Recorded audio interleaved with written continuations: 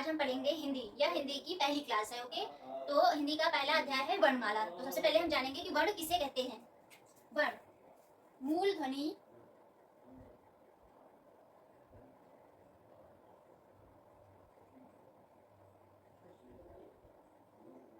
मूल ध्वनि को वर्ण कहते हैं।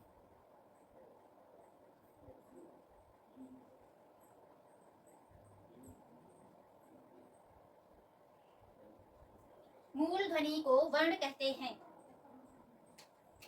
मूल ध्वनियों को वर्ण कहते हैं। यह भाषा की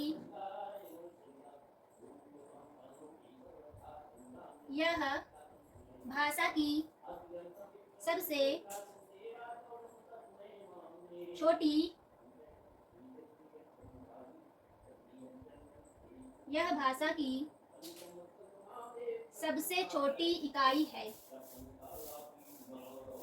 यह भाषा की सबसे छोटी इकाई है।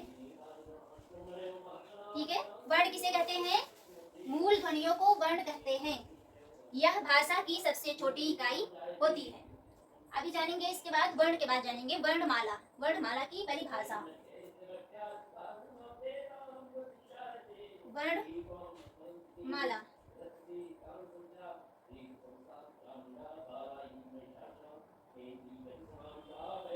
हिंदी आप पढ़ रहे हैं तो हिंदी पढ़ने के साथ साथ हिंदी लिखना भी अच्छे से सीखें। आपके एग्जाम में हिंदी में हैंड राइटिंग का नंबर मिलता है। ठीक है, तो आप हिंदी को लिखने का तरीका भी साथ साथ सीखते जाइए।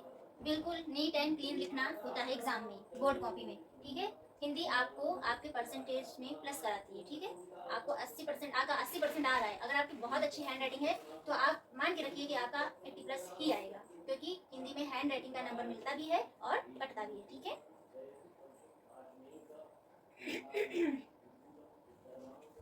वर्णों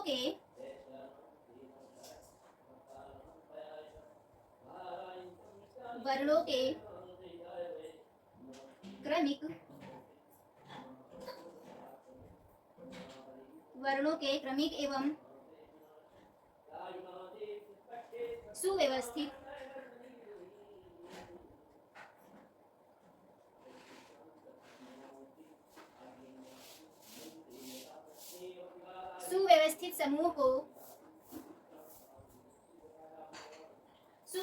समूह को वर्णमाला कहते हैं। वर्णमाला कहते हैं। हिंदी में परिभाषा लिखते समय परिभाषा को डबल इन्वर्टेड कामा में लिखते हैं। ये डबल इन्वर्टेड कामा आपका ब्लैक पेन से लगाया जाएगा। ठीक है, वर्ण हो गया हमारा। वर्ण किसे कहते हैं?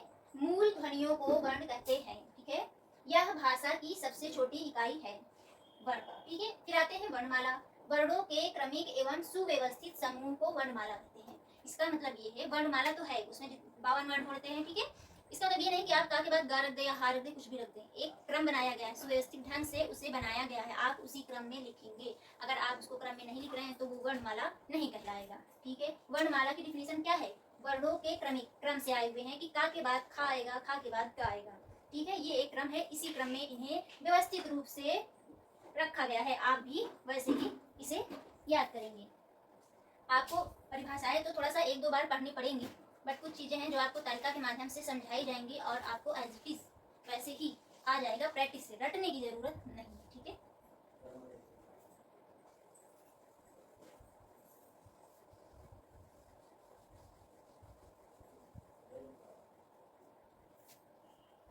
वर्णों की संख्या 52। ठीक है, वर्णों की कुल संख्या 52 होती है। ठीक है, इसे आप लिखें। ठीक है, अब इसके बाद हम आपको बताएंगे वर्णमाला को कितने कितने भागों में बांटा गया है। वर्णमाला को कितने भागों में बांटा गया है? कौन कौन से वर्ण होते हैं हमारे, चलिए तालिका के माध्यम से समझेंगे।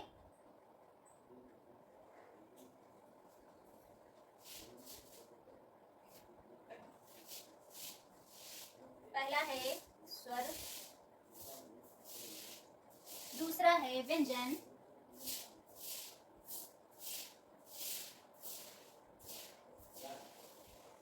तीसरा है अयोग वाह,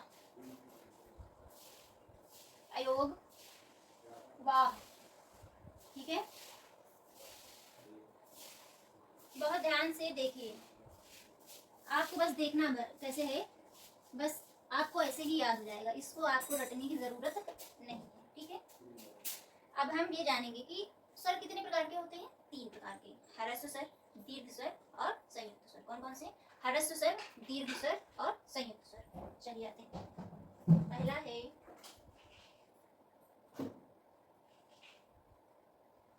ह्रस्व स्वर। ठीक है, इनकी संख्या होती है 4। कितनी होती है? 4। ह्रस्व मीन्स क्या होगा? छोटा। क्या होता है? छोटा। छोटा आ, छोटी ई, छोटा ऊ और री। अब ये मत बोलना कि मैम ई तो हम लोग दीर्घ में यूज करते हैं, ये वाला। तो दीर्घ ई और लघु ई में अंतर ये है, इधर देखिए, ये हमारा ह्रस्व यानी छोटा री है और ये दीर्घ बोलते हैं, बट इसका यूज यहाँ पे नहीं होगा। ठीक है, इसका यूज संस्कृत में किया जाता है। ह्रस्व के बाद आ गया दीर्घ स्वर। कौन सा? दीर्घ स्वर। दीर्घ स्वर की संख्या होती है 3। कितनी होती है? आपको कुछ रटना नहीं, बस हेडिंग याद करिए स्टेप बाय स्टेप। पहले हो गया ह्रस्व यानी छोटा, तो जितने छोटे हैं उन्हें ऊपर रख दें। अब दीर्घ मीन्स बड़ा, तो जितने बड़े बच्चे, कौन कौन से बड़े बच्चे? छोटा के बाद बड़ा आ, बड़ी ई और बड़ा ऊ। ठीक है, ये होगा 3। और तीसरा हमारा आता है संयुक्त स्वर। कौन सा? संयुक्त स्वर। संयुक्त स्वर, इनकी संख्या होती है 4। कितनी होती है? 4। कौन कौन से होते हैं? ए, ओ, औ। ये 4 स्वर ऐसे हैं जो 2 स्वरों से मिलकर बने होते हैं, इसलिए इन्हें संयुक्त स्वर कहते हैं। ये सभी तो खुद से हैं, ये किसी स्वर से, अन्य स्वर से मिलकर नहीं बने हुए, बट ये 4 अन्य स्वर के साथ मिलकर ही बनते हैं, इसलिए इन्हें संयुक्त स्वर कहते हैं। ठीक है, अब आएंगे स्वरों की संख्या कितनी होती है, देख लिया आपने, 4 3 4 यानी कि 11। और व्यंजन कितने हैं टोटल? 33। कितने? 33। ठीक है, अब इसमें पहला होगा स्पर्श व्यंजन। क्या होगा? स्पर्श व्यंजन। स्पर्श व्यंजन की संख्या होती है 25। इन्हें स्पर्श व्यंजन क्यों बोला गया है? क्योंकि इन्हें बोलते टाइम, इन्हें बोलते समय जब हम बोलते हैं तो हमारी जो जीवा है वो मुख के किसी ना किसी भाग को स्पर्श करती है, टच करती है। बिना टच किए हम नहीं बोल सकते हैं इन 25 व्यंजनों को। ठीक है, तो इनकी संख्या 25 होती है। कहाँ से कहाँ तक? का से मा तक। ठीक है, इसके बाद आएंगे, इसको याद रखने की बार बार आप लिखते जाइए रफ पेपर पे। आप 2 बार आप ये तालिका बनाएंगे जो मैंने बनाया है, आपको खुद ब खुद याद हो जाएगा, बैठ के रटने की जरूरत नहीं है। अब हमारा आता है अंतस्थ व्यंजन। कौन सा? अंतस्थ। हिंदी में लिखने का तरीका जरूर सीखें। ठीक है, कौन सा वर्ण कैसे बनता है। इनकी संख्या होती है 4। कितनी होती है? 4। या, रा, ला, वा। ठीक है, कितनी होती है?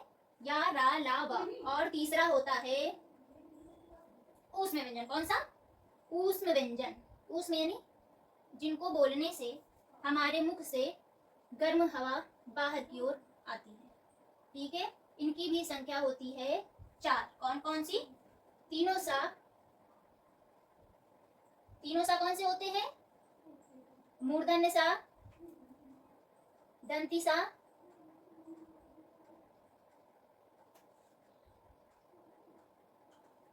हा।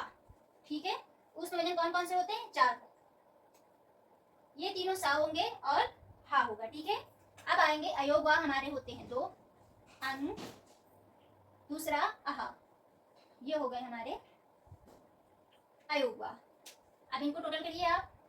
25 4 4 4 4 8, 25 4 8 33। ठीक है, तो ये हो गया आपका वर्ण वर्णमाला का तालिका हो गया है। आप ऐसे भी आप इसको 2 से 3 बार रफ में बनाइए, 2 बार देख के बनाइए और 2 बार बिना देखे बनाइए। आपको ये खुद ब खुद याद हो जाएगा, बैठ के कॉपी लेके रटने की जरूरत नहीं।